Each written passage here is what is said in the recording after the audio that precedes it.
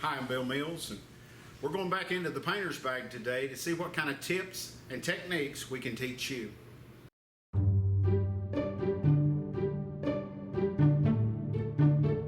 Today there's so many good latexes on the market.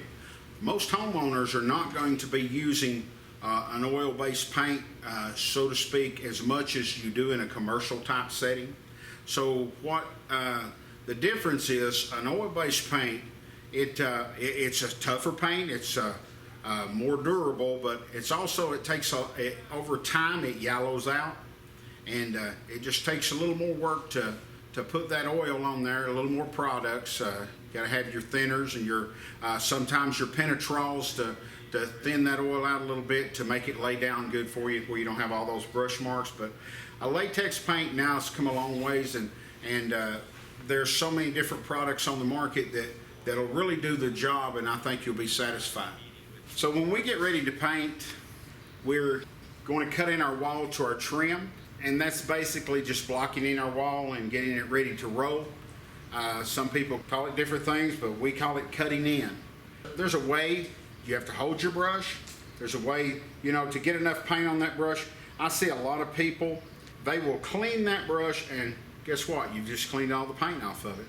So what I like to do, I'll get that up and just give it a little tap on the side. I've got plenty of paint still on that brush, and no drips, no runs. This handle up here is great for just dipping, but then when you get up here on the wall, you want to hold that brush where you've got control over it.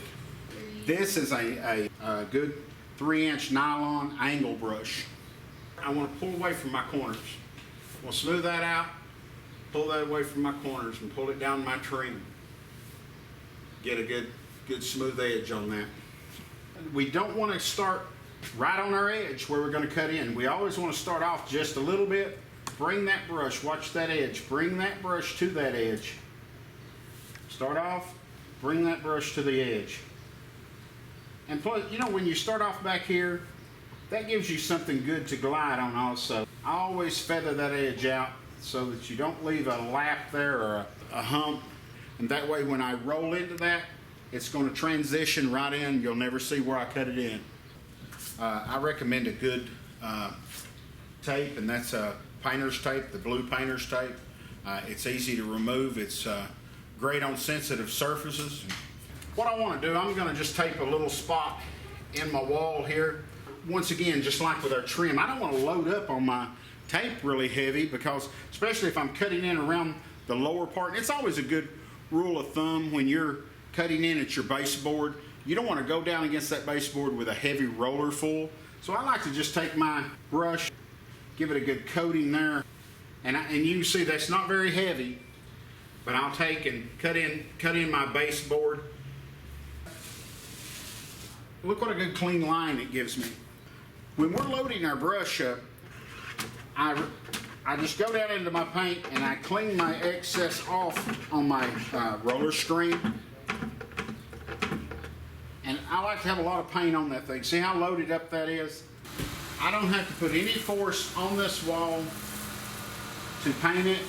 I let my roller do the job, let my paint do the job, and it makes a really nice paint job.